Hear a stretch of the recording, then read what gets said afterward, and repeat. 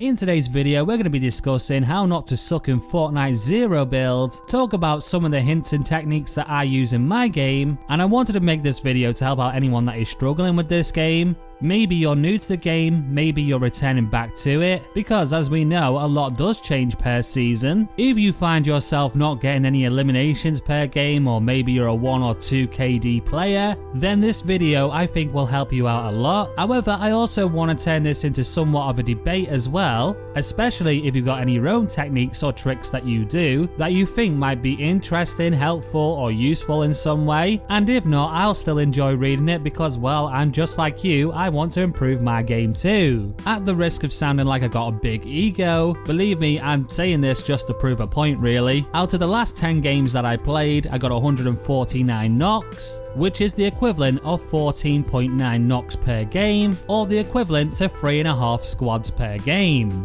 And 2 out of my last 12 games were actually 25 knocks or above, which is the equivalent to eliminating a quarter of the lobby by yourself. And before someone comments down below that I was running a bot lobby, let's just shut that down right now. No, I wasn't. If I was, there would never be a point where I didn't hit a 20 bomb. Also, this is not my first season of Fortnite now. My overall account level is way too high. My seasonal level is too high. Yeah, sure, depending on who I'm playing with, maybe I might find the odd bot team, but like I said to my friend Snoopy Tom, I try to actually avoid taking on those fights because I gain nothing from it, I can't improve from it, so to me there really isn't any point. And that does transition us pretty nicely into the first subject, with that being that high elimination games doesn't exactly translate to you being a good player. Now sure, yeah, it can be great to have bragging rights to say that you dropped a 20 bomb in a game, but also there are various different reasons why you shouldn't feel disheartened that you didn't. For instance, the skill of the lobby. If you and your teammates all can drop high kill games, then you can in fact expect a really sweaty lobby, which I actually recommend that you do. You find other players that can drop high kill games, because eventually you will actually start to improve, and then when you do get into slightly easier lobbies, you will be able to play 1 vs 3, 1 vs 4, and well do it at a comfortable level where you're not feeling like your skills are being too far stretched. Another reason why I'm not a believer of eliminations equate to skill level is, well, because there are different types of players in Fortnite, and there are in fact different roles to actually be played. Okay, so a perfect example, I hope I can pull out the footage from my replays, is again my friend Snoopy Tom. He only actually gets like maybe 2 or 3 knocks per game average, which next to my 14.9 means he's a bad player, right? Well, no, not exactly. It's not that straightforward. Not only is he close by, helping out when I'm in a gunfight, whether that might be like helping out doing a bit of damage, being a little bit of a meat shield and taking shots for me, being a distraction so I can flank the enemy, which is a good representation of understanding the dynamic of our team, supporting my role and my strengths in the game, allowing me to get the eliminations. For me, this is a good representation of a good player and is just as crucial as getting eliminations, where one player on the enemy team is a little bit too distracted, and that can literally be the opening to take down the entire squad. Understanding the strengths and the weaknesses of your teammates will make you a much better player. Like this moment for instance, I get knocked by the heavy sniper, 1 shot to the head was all I needed, and then Snoopy Tom comes back and reses me while our other teammate gives us some crucial cover fire. Literally this one play, this one res was the reason why we won the game, and if that wasn't enough, he went and did it again in the next game, which allowed us to win twice in a row during this play session. So do eliminations make you a good player? In my definitive opinion, no, not really. There is more to this game than just getting eliminations. There is different play styles, different roles for you to play, and different ways to complement your teammates' strengths, and also plug holes in their weaknesses, because without the clutch heals, all my eliminations in both of those games would have meant nothing. Also, if you have a teammate that seems to pop off when they get a particular item, a weapon, say for instance if they seem to always get a high kill game when they use the shockwave hammer, then make it a priority to get them that item. or if not, at least ping it for them. Or for instance, if there's a certain gun that you know your teammates like to use, if you know you're not going to perform as good with that weapon, it only makes sense to give it to the player that is going to make best use of it. This is literally common sense and team play 101, but I feel like people in Fortnite forget about it. So trying to understand the strengths and weaknesses of your teammates is definitely going to put you on the right track to not sucking in Fortnite. And that kind of transitions us now to the next part, and that is trying to understand the gameplay shifts season by season, getting familiar with the updates and the rotation of weapons, and understanding how that reflects to the gameplay itself and what kind of meta changes it can actually make, and boy does it make a big impact in Fortnite. For instance, one of the biggest mistakes I see a lot of people doing is not changing their playstyle from season to season. You've got to remain flexible in this game. In other words, what worked for you last season is not going to work for you this season, and what will work for you this season will not work for you next season. Further in this note, what works for you at the beginning of a battle pass doesn't necessarily mean that it's going to continue to work throughout the season. This is thanks to the item changes, the weapon changes, mid-season events, which makes it crucial to remain adaptable to any ongoing changes that will and can affect the meta. Some are obviously more impactful than others, but you've got to keep it in the back of your mind. A good example was during Chapter 3 Season 4, the bolt action sniper was in play, and that greatly impacted the way people played. This meant that it wasn't a big deal if you had one of your teammates off to the side being a sniper, and it really wasn't a big deal because the way the map was as well, it did favour distance play to a degree. However, this season is the total opposite. You need to be together, you need to be pushing together, and you're seriously not benefiting the team or yourself by standing off on your own 200 meters away, or fighting a separate team. And I know what you're thinking, yeah, but I've got the shockwave hammer, I can get to my team really fast. Yeah, if you think you can get to your team really fast, what about the people fighting them? Before you can even get there, they're probably going to be down, and then you're left in a 1v3 situation. This season, from my experience anyway, favours aggression. If you can get aggressive as a team, you're going to get some pretty decent results. Even when playing defensively, say you're getting pushed by a team. If by a snap of the fingers, you can all be together supporting each other in a gunfight, you may find that team actually starts backing off, or maybe you actually get the kills on them. If anyone here has ever played Apex Legends, you would know the strength of this strategy. Sticking together is vital. Now, don't get this confused with like one of your teammates scouting an area, finding the next enemies. If they are good at the game and confident enough to be able to get back to you when the fighting kicks off, then that is alright, but in no way, shape or form should any of your teammates be 200 meters away from you, especially in this current season. And if you make excuses such as I was looting, or I needed ammo, then that is not a viable excuse, my friend. There is more than enough items and loot within the game for you to loot on the go. Okay, so let's now shift gears and talk about weapons briefly. The thing is, there are quite a few standard guns in this game that do have a low learning curve. There's also not much kick to them, much recoil, and they are quite casual friendly. When you're playing trios and squads, those are the guns that you should be aiming for. Assault rifle, SMGs and shotguns come to mind. I'm making this a point because another big mistake I see players doing is actually trying to use guns that they are just not familiar enough with, weapons that do have a higher learning curve, that they definitely need more practice in if they know they're going to let down the team. I don't know why they're using it. Obviously you need time with a gun to get good at using it, but I would say if you want to be a good teammate, then solo queue and play solos and get consistently good with it, and then go back to trios or squads, and your teammates will thank you for it. I can't tell you the amount of games that I've seen in my replays where teammates have just been messing around with the heavy sniper and literally they got like 1 kill that game, when they could have easily picked up an assault rifle or an SMG or shotgun, pushed with the team and greatly increased the chances of actually winning. Instead, me and the other teammate had to pick up the slack, and little Timmy got 2 tapped, only hit about 4 shots that game. With 500 damage, 9% accuracy, and an overall KD of 0.7. In the words of comic book guy, worst player ever. Now we're moving on to augments in the game, and before we even get started here, I just want to say, stop using party time if you do not have a hammer, you absolute troll.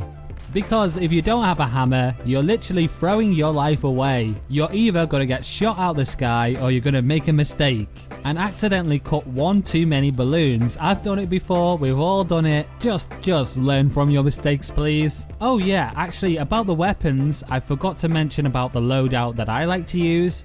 I like to use the red eye. For me, that is the perfect range and also mid-range gun. Not as powerful as the DMR, but if you're a consistent shooter, man, it's so good. I then also like to use the tactical pistol. I use the amped pistol augmentation for that whenever I get it. And thirdly, I would choose one of the shotguns. Doesn't matter which one it is, really. The auto is pretty good though because, well, you can get multiple shots in pretty fast. However, things like the thunder and the heavy shotgun will obviously do more damage. So back to the augments.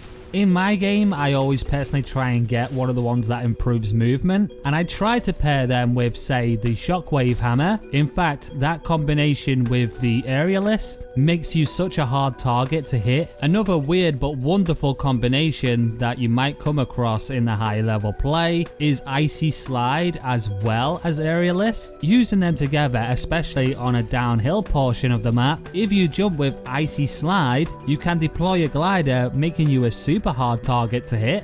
Pair that with the shockwave hammer and you're literally zooming around the map. This is a hard combination to pull off and actually be accurate with your movement. However, if you can get it right and strafe at the same time, even the players with the deadliest of aims are going to have a hard time tracking you. Hey, it's even better if you can slide into them and knock them away. That will completely discombobulate even the best players. Another one that can be paired with the shockwave hammer is soaring sprints. This along with aerialist will actually be, again, another great combination for you to use. However, with this combination it is a little bit slower than using the icy slide technique, so decent players that have good aim, they may still be able to shoot you if they've got a clear line of sight on you. I recommend trying to make your movement as weird as possible and try and jump in and out of cover. That always helps too. Okay, so I'm not going to talk about all the augments and all their effects and everything. However, I will say some of the ones that I recommend that I do frequently use within my gameplay. This is Bush Warrior, Storm Mark, Zero Chance, Mythic Mutation in order to get a Mythic Pistol, Danger Hero, Last Shots, Rift Jector Seat, Pistol Amp like I said, and one of the new ones, Exotic Grab Bag. Out of all of them, they're probably the ones that I pick the most. However, feel free to pick other ones that help your playstyle. For instance, Chug Gunner, if you play more of a support role, might not be a bad decision too. Which brings me on to my last talking point. Well, actually no, there was another talking point, but this video is getting long now, and to be honest, I don't think the average person can stomach hearing my voice for that long. So if you clicked on this video to get advice for high eliminations per game, then this part might actually scratch that itch a little. Now, mostly the way that I do it and the way that I go about getting high eliminations per game, really the thing that I do is I isolate my fights, and this is a principle that you might come across and some other people might talk about, especially regarding 1 versus 3 or 1 versus 4 gameplay, but it also totally works when you're playing with a team. Also, something to talk about is that this game is a lot easier to do that in, thanks to the utility such as the shockwave hammer. I would also say the wonderful thing about this technique is once you learn it, it's a skill that can transfer over to other games too. I was lucky enough to do this in games such as Apex Legends, even Counter-Strike, and other games that you need to clutch up. So the best way to go about it is to analyze the situation, look for the easiest player to actually fight with.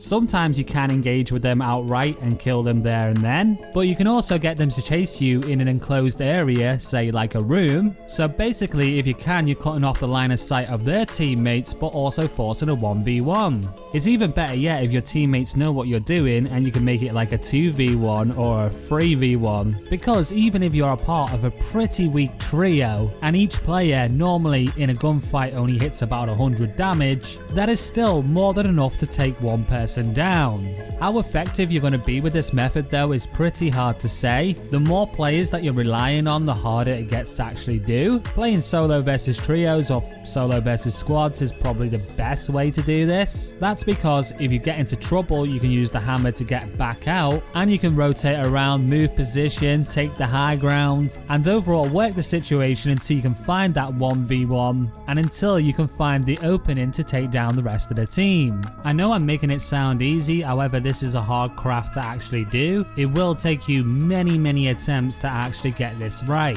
It can definitely depend on the actual match itself and where the final circle ends up, and of course a little bit of dumb luck also does help, but in fact actually doing some of the things that we've already mentioned in this video will help set you up for future success. And before we close out with a summary here, I just want to mention, because I do see this a lot of the time and it does annoy me, for God's sake, please stop shooting at the AI. Okay, so I know there is footage of me actually doing this in my solo versus trios. However, I did it on purpose to draw players out. My biggest problem with it is that it's wasted firepower, it's wasted resources in terms of ammo, and it could be used more effectively against the players. I've actually been down quite a few times now actually because someone's been messing around with the AI instead of actually fighting the real players. Regular AI will not shoot you unless you shoot them first. Purchased AI from players, if you take down their team, then they disappear. So there's really no point in fighting them. And event AI, I recommend dealing with them once you've dealt with all the players. Because the thing is, 90% of the time, an AI will not hit a shot on you, and even less if you're moving.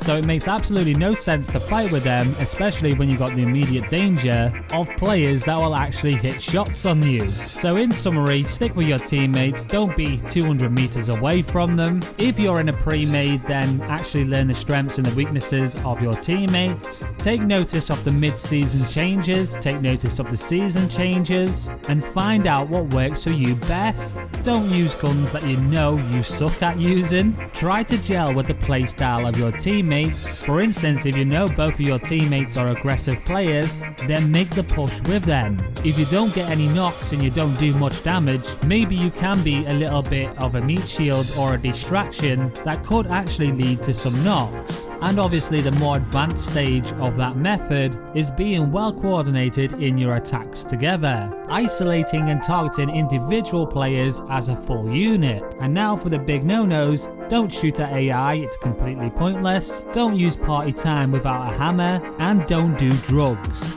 And on that note, that is going to do it for this video of how not to suck at Fortnite Zero Build. By the time I upload this video, this season's going to be almost over. However, I do believe that some of the team play stuff and noticing the changes in meta and things that we have talked about will still be somewhat relevant even with newer seasons. And I'm kind of banking on the fact that I left this video somewhat open enough to still be relevant in future seasons, even when the equipment, the utility, and the guns obviously change. Anyway, with that said, I have been the Level 1 Animator. Thank you for getting through this lengthy video. If you enjoyed the video, then please subscribe to the channel. Also, comment down below, tell me some stuff that I missed out, because I honestly do have a few more talking points, but I really didn't want this to be too long. Anyway, thanks again for watching, and I will see you in the next video.